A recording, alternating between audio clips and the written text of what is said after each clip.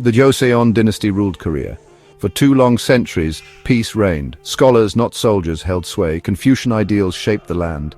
Art and learning flourished brightly, but military strength had waned. Few foresaw the coming tempest.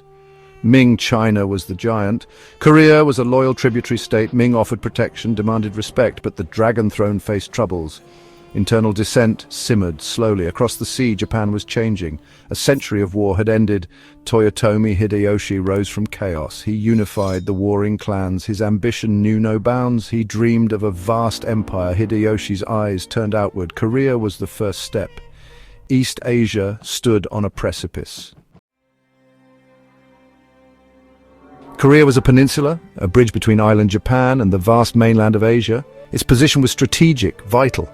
For centuries it balanced powers, but geography could be a curse, a pathway for ambitious armies.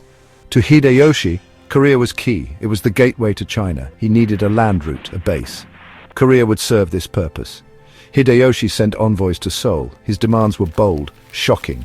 "Conquer Ming with me," he declared, "or be conquered by my forces." The Korean court was stunned. They were loyal to Ming China. King Seonjo and his officials refused. The die was cast for war. In the spring of 1592, they came. A Japanese armada appeared, over 150,000 strong. Seasoned samurai, battle-hardened, they wielded deadly arquebuses, new firearms from the west. Their commanders were legends. Konishi Yukinaga led the vanguard. Their purpose was conquest. The first blow fell at Busan. Korean defenses crumbled quickly. The local commanders were unprepared. The Japanese advance was swift. Like a tide, they swept north. Seoul, the capital, was abandoned. King Seonjo fled in panic. Korea was not ready for this. Years of peace bred complacency. The military was neglected, weak. Despair gripped the Korean people. Yet sparks of defiance ignited. Korea faced its darkest hour. News of Korea's plight reached Beijing. The Korean peninsula was under severe threat from Japanese forces, and the situation was dire. The Ming court was alarmed. The emperor and his advisors quickly convened to discuss the unfolding crisis. Korea was a vital buffer state. Its fall would expose China to direct threats from the Japanese. If Korea fell, China was next. The proximity of the conflict to Chinese borders was too close for comfort. The Japanese threat was real. Their ambitions for expansion were clear, and their military prowess was formidable. Emperor Wanli debated with advisors. Intervention would be costly. The financial and human resources required were significant. The Ming military had its own issues. They were already stretched thin with internal conflicts and border skirmishes, but inaction was more dangerous. The risk of allowing Japan to gain a foothold in Korea was too great. The decision was made to help. Ming China would not stand by and watch its vassal state fall. Ming China would defend its vassal. Troops were mobilized and sent to Korea. The first Ming forces were small. They underestimated the Japanese strength and resolve. These initial troops suffered defeats. The Japanese forces were well prepared and highly motivated. A larger, more determined response was urgently needed. The Ming court realized the gravity of the situation.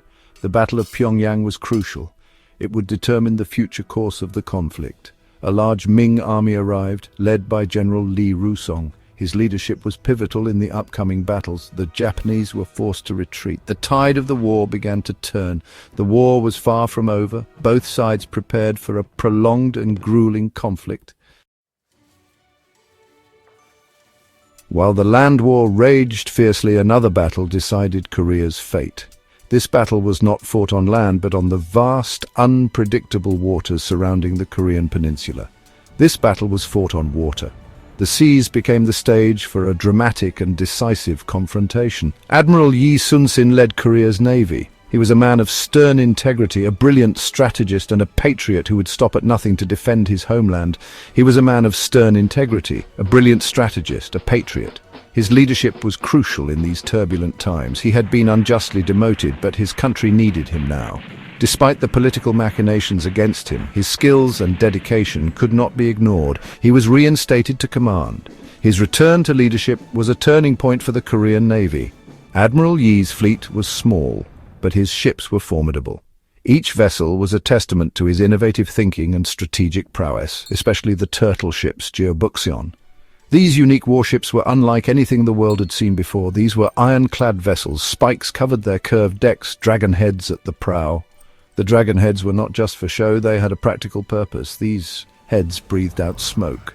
This smoke was used to confuse and intimidate the enemy, adding a psychological edge to their physical might. Cannons fired from all sides. The turtle ships were armed to the teeth, capable of unleashing devastating firepower. They were like floating fortresses. These ships were not just vessels, they were mobile strongholds that could dominate the seas. Yi Sun-sin's tactics were masterful. He understood the intricacies of naval warfare and used his knowledge to outmaneuver his enemies. He lured Japanese fleets into traps, using currents and coastlines well. His ability to predict and manipulate the movements of his enemies was unparalleled. At the Battle of Okpo, he struck. This was his first major victory, a testament to his strategic brilliance. His first major victory arrived. The Korean people celebrated this triumph, which boosted their morale and hope. At Sakeon, he feigned retreat, then turned to crush the enemy. This tactic showcased his ability to deceive and outsmart his foes. The Battle of Hansen Island was perhaps his greatest triumph. This battle solidified his reputation as a naval genius. Japan relied on sea supply lines to support its armies in Korea. These supply lines were the lifeblood of the Japanese invasion force. Admiral Yi severed these lifelines. By cutting off their supplies, he weakened the Japanese forces and turned the tide of the war in Korea's favor. Peace talks faltered badly. Hideyoshi felt insulted, impatient. He had not achieved his aims. China had not submitted to him. Korea was not fully conquered. In 1597, he ordered a new attack. The second invasion began. Another massive Japanese force landed on Korean shores. Their orders were grim, total war. The renewed fighting was brutal. Japanese forces showed little mercy. They focused on southern provinces. Atrocities became commonplace. Korean resistance was fierce. Ming armies returned to Korea. The conflict settled into stalemate. Then in 1598, news arrived. Toyotomi Hideyoshi was dead. The Japanese withdrawal was slow and arduous, marked by numerous skirmishes and logistical challenges. The retreat was not just a military maneuver, but a significant turning point in the region's history. Admiral Yi Sun-sin, a revered figure in Korean history, fought one last battle with unwavering determination and strategic brilliance. At Noryang Point, he achieved another remarkable victory, showcasing his naval prowess and tactical genius. But in the midst of this triumph, he fell in the fighting, meeting a hero's death for his country. His legacy would inspire generations to come. By late 1598, the war finally came to an end, bringing a close to 7 years of relentless and brutal conflict.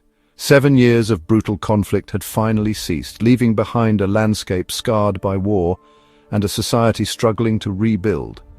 East Asia was forever changed. Korea suffered unimaginable devastation. Its population was decimated and its infrastructure lay in ruins, a testament to the war's destructive power. Farmland was destroyed, causing widespread famine and hardship for the survivors. The agricultural backbone of the nation was shattered.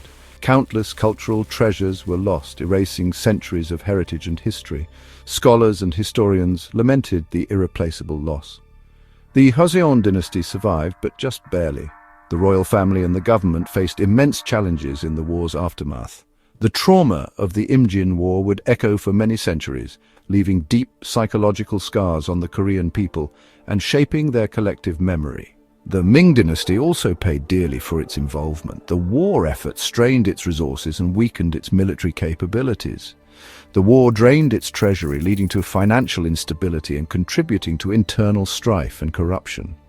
Some historians argue this war accelerated the Ming dynasty's eventual decline, setting the stage for future upheavals and the rise of new powers. The war reshaped regional power dynamics, altering the balance of power in East Asia and influencing the course of history for generations. East Asia would never be the same. The war's enduring legacy is a testament to the resilience and enduring spirit of its people.